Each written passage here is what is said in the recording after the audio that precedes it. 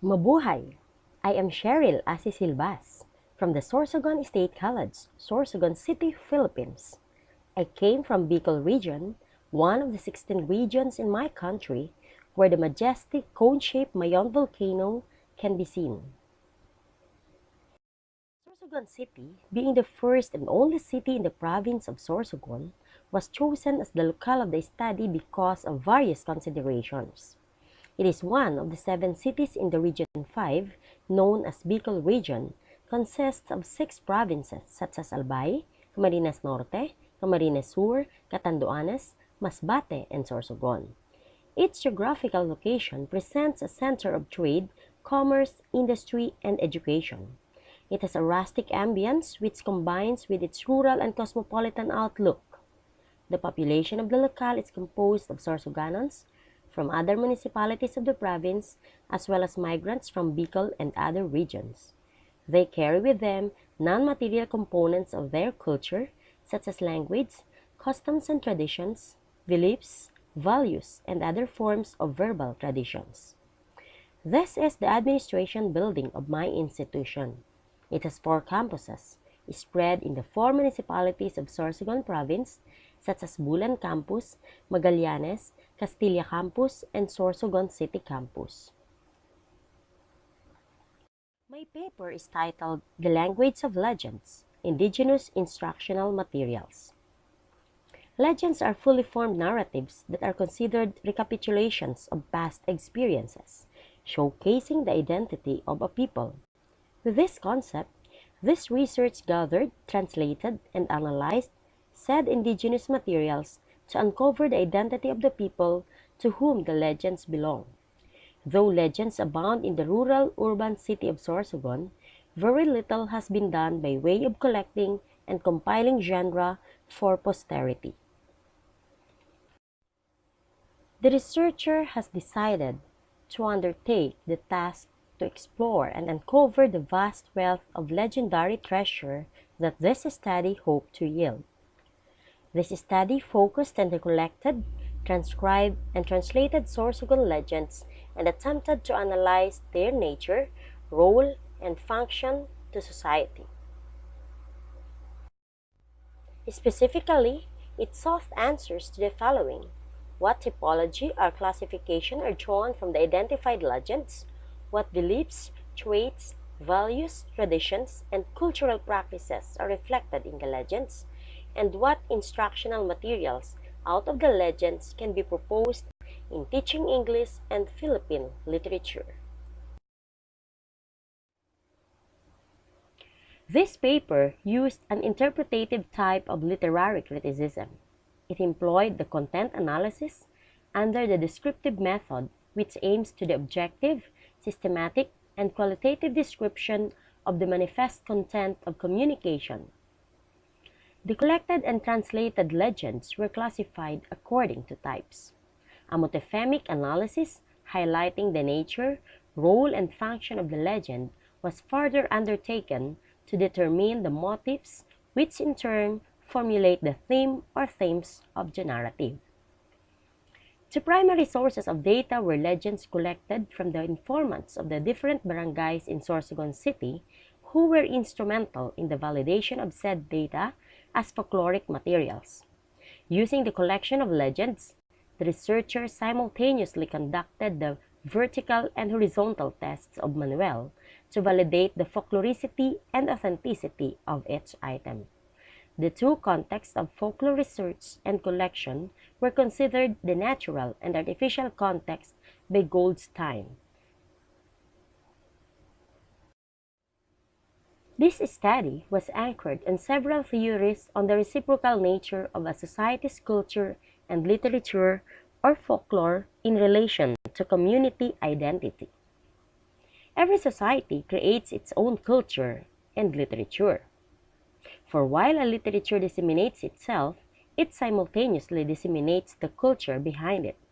The study of culture and literature proved to be beneficial if one wants to know the background of a particular society. Folklore, one of the oldest forms of literature, is a product of culture and society. It serves as a showcase of the earliest forms of literature, such as myths, legends, tales, proverbs, riddles, songs, and dance forms, which are transmitted from one generation to another. The different folkloric genres of Sorsogon City, once collected, translated, documented, classified as folklore, and analyzed according to their narrative elements, uncovered some of the traits, practices, culture, and traditions that the present generation should get to know and understand. It is reasonable to say that folklore, legends in particular, shared by Filipinos, is a vital part of Philippine culture. Thus, legends serve both as an integrative and substantial part of the Sorsoganon's culture. Integrative in the sense that it is a medium that unifies and binds the members of the community in words and deeds. It is also substantial because it is the articulation of beliefs, concepts, and practices that serve as identity, which also promote social and cultural awareness and concern. There were 43 identified Sorsogon City legends. The classifications are the origin of names of places, the origin of geographical features or landmarks, and the origin of a plant. There were 39 legends under the first classification, 3 under the second. However, one of the legends could also be included under the first classification. The third classification happened to have only one legend, the legend of Pili. Variants are versions of the same text that have minor contradictions to other types, but they neither carry different messages nor represent possible changes of mind on the part of the narrator and his audience. The legends have been passed on from generations by word of mouth, and in the course of transmission, some details might have been omitted consciously or unconsciously, while others could have been added due to the imagination or enthusiasm of the storyteller, hence the presence of variants. Each narrator or storyteller has his or her own unique individual style of narrating a story. Some are meticulous enough to include each and every detail of the narrative, while others only focus on the main point or gist of the story. The variants of the Sorsogon legends are presented here. The 43 identified legends have 10 variants from 2 out of 3 classifications. The first classification has 6 items with 1 variant each, and another item has 3 variants. The second classification has also 1 item with a variant, and the third classification has only 1 item and no available variant. There is a total of 53 identified legends of Sorsogon City, categorized into 3. The first classification has 39 legends with 9 variants. The second classification has 3 legends and 1 variant, wherein one of them could also fall under the first classification. The third classification has only 1 legend and no available variant. Of the 3 classifications of Sorsogon City legends, the greatest number are on names of places, and such have been influences by previous colonizers, the Spaniards, Japanese, and Americans, who had occupied the place, mingled and familiarized themselves with the native inhabitants, as well as the local customs and traditions of the people. Likewise, communication on the part of the colonizer and the local inhabitants due to language confusion also led to naming of certain places.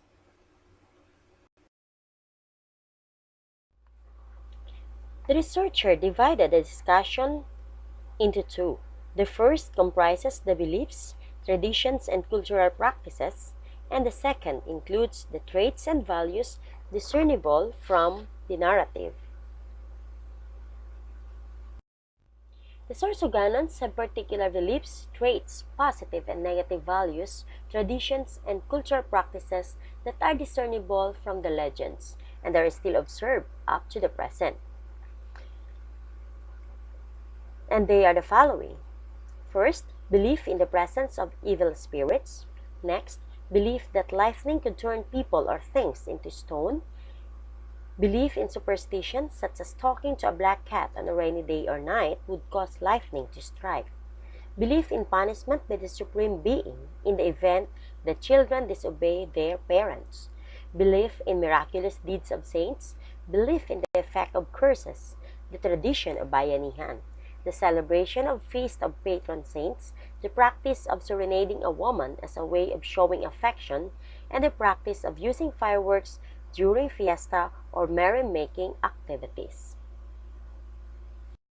Both positive and negative traits and values of the people from the community where said legends originated were also taken into account. Of the 6 reflected positive values, religiosity was revealed in 5 legends. This trait was considered the most common among others. Bravery or courage stands second in the number of legends where this trait was reflected. Generosity, assertiveness, and unity were in 2 legends, and friendliness is the trait reflected in only 1. Based from the number of legends where the above-mentioned traits and values were reflected, it can be deduced that Bicolanos, Sorsoganon in particular, are indeed religious. They are brave and courageous whenever the situation calls for it. In terms of negative traits and values, lack of education was depicted in 5 legends, mostly from the naming of places due to language confusion between the inhabitant and colonizer. Disobedience to parents was also reflected in 4 legends, where it can be traced from the old tradition that daughters should follow their parents' choice of husband. There were 4 narratives reflecting envy and lack of respect, and another legend that revealed impulsiveness of the characters. It can be figured out from the discussion that lack of education and disobedience were the most common negative traits deduced from the narrative. However, although they have been considered as negative, it can be inferred that it was only because of the situation stated in the story. Lack of education or ignorance is not an innate character of a person. The characters involved in the items where this trait was exhibited were only victims of circumstances. Similarly, disobedience was mostly displayed by characters who are daughters arranged to marry men who are chosen by their parents. Legends are prose narratives regarded as true by the narrator and his audience. It is set in a period less remote when the world was such as it is today and present a human situation from which a problem arises or is presented followed by its consequences or outcome. They also serve as a showcase and vehicles of the culture and identity of a people as part of the expression through language. They function as basic to social tradition, which contribute part of the social heritage or the living mirrors of the past. Sorsogon City legends, as authentic folkloric items, can be valuable classroom materials to be used as springboard selections for grammar lessons or to be used in analyzing and appreciating legends as prose narratives for a literature lesson or in lessons integrating grammar and literature. Based on the aforementioned findings, the researcher came up with the following conclusions. First, the typology drawn from the legends of Sorsogon City include origin of names of places, origin of geographical features or landmarks, and origin of a plant. Second, there are 10 variants from the total number of collected legends, 9 from origin of names of places, and 1 from origin of geographical features or landmarks. Third, 6 beliefs such as presence of evil spirits, lightning turning people or things into stone, superstition, punishment by the Supreme Being, miraculous deeds of saints, and effect of curses were gleaned from the motif hymns.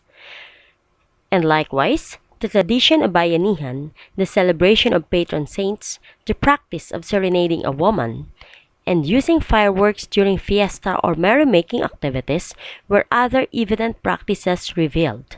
6 positive and 5 negative traits were also reflected from said legends. Local legends can also be used as instructional materials in teaching.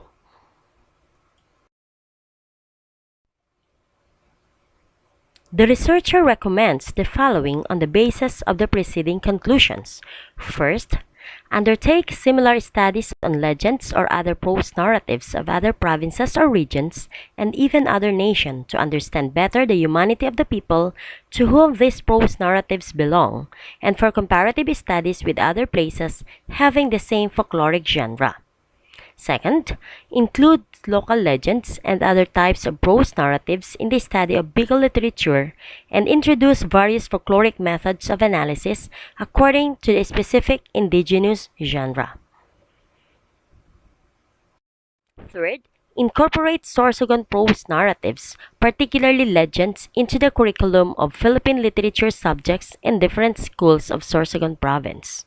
Fourth, initiate compilations and publications of other types of Sorsogon prose narratives and of other provinces and region for posterity. And fifth, use the reflected traits and values from the local legends to enhance or develop, enrich or redirect the present generation's way of life. Mabuhay at maraming salamat. Thank you.